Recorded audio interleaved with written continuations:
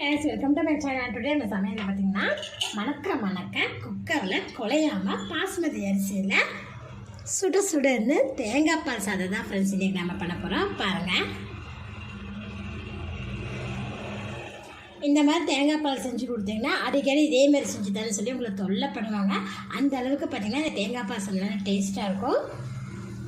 இந்த தேங்காய் பால் சாதத்துக்கு நீங்கள் பார்த்தீங்கன்னா சிக்கன் கிரேவி, மட்டன் கிரேவி இதெல்லாம் சைடு வச்சு சாப்பிட்டீங்கன்னா இன்னும் சூப்பராக இருக்கும் ஃப்ரெண்ட்ஸ்.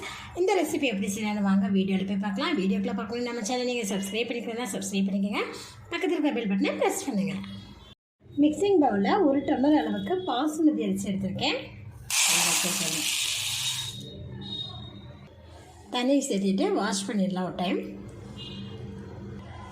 மிக்சி ஜாரில் 1/2 டீஸ்பூன் மல்லி, வரமல்லி, மிக்சி ஜாரில் 1/2 டீஸ்பூன் ஜீரகம், 1/2 டீஸ்பூன் சோம்பு, ஒரு பெரிய பீஸ் பட்டை, 5 பீஸ் சைஸ் பட்டை, ஒரு ஏலக்காய், ஒரு கிராம்பு,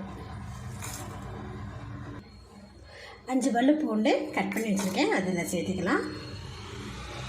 ஒரு சின்ன துண்டு இஞ்சி அதையும் பார்த்திங்கன்னா கட் பண்ணி வச்சுருக்கேன், சேர்த்துக்கிறேன். இது நல்லா பேஸ்ட்டு அரைச்சி எடுத்துக்கலாம். குக்கரில் 5 டீஸ்பூன் அளவுக்கு எண்ணெய் விட்டுக்கோங்க. இது கூட 1 டீஸ்பூன் அளவுக்கு நெய் நல்லா சுடாமே இதில் 10 முந்திரி நல்லா ஃப்ரை ஆகிடுச்சு. இப்போ நம்ம எடுத்துருவோம். ஒரு பிரியாணியில் ஒரு அன்னாச்சிப்பூ, ஒரு பட்டை, ஒரு கிராம்பு, ஒரு ஏலக்காய்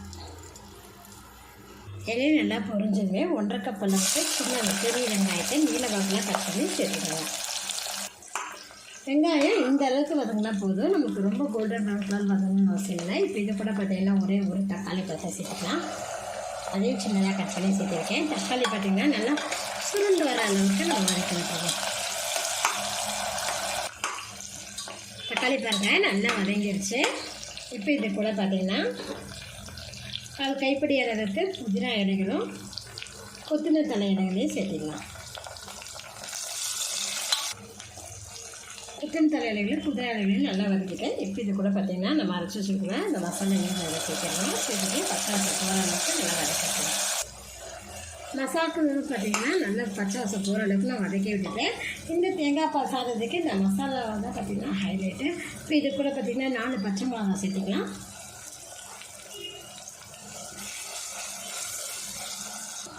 பச்சை மிளகா பார்த்திங்கன்னா நல்லா எண்ணெயில் வதங்கிடுச்சு. இப்போ இது கூட நான் தேங்காய் பால் ஆட் பண்ணிக்கிறேன்.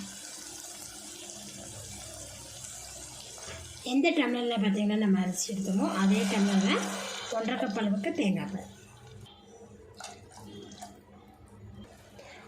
தண்ணி பாருங்கள் கொதிக்க ஆரம்பிக்குது. இப்போ இது கூட பார்த்திங்கன்னா தேவையான அளவுக்கு சாதத்துக்கு தேவையான அளவுக்கு நான் சால்ட்டு சேர்த்துருக்கேன். அது கல்லுப்பு தான் சேர்த்துருக்கேன். சேர்த்துட்டு நல்லா கலந்து விட்டேங்க. இப்போ லைட்டாக ஒரு கொதி வருது. கொதி வரும்போது இப்போ நம்ம அரிசி பார்த்திங்கன்னா தண்ணி வடிச்சிட்டு இதில் சேர்த்துக்கலாம்.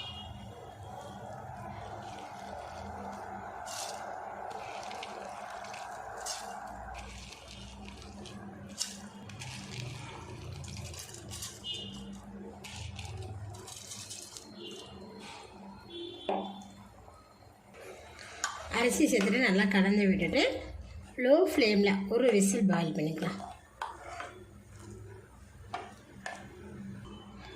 மூடி போட்டு க்ளோஸ் பண்ணுறதுக்கு முன்னாடி உப்பு பார்த்திங்கன்னா சரியான அளவில் இருக்கான்னு செக் பண்ணி பார்த்துட்டு அதுக்கப்புறமா மூடி போட்டு க்ளோஸ் பண்ணி லோ ஃப்ளேமில் ஒரு விசில் குக் பண்ணி எடுத்துக்கோங்க. ஒரு விசில் வந்ததுமே பார்த்திங்கன்னா ஆஃப் பண்ணிட்டேன். இப்போ பார்த்திங்கன்னா குக்கர் மூடி ஓப்பன் பண்ணி பார்க்கலாம்.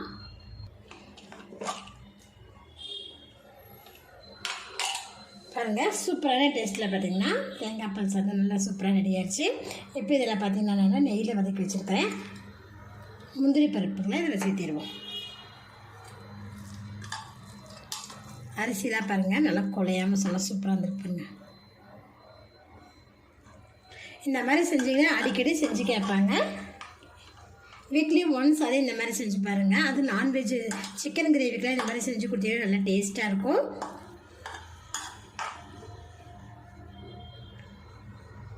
குக்கரில் குழையாமல் பாஸ்மதி அரிசியில் சூப்பரான டேஸ்ட்டில் தேங்காய் பால் சாதம் செஞ்சுட்டோம் ஃப்ரெண்ட்ஸ். நீங்களும் இது போல் ட்ரை பண்ணி பாருங்கள்.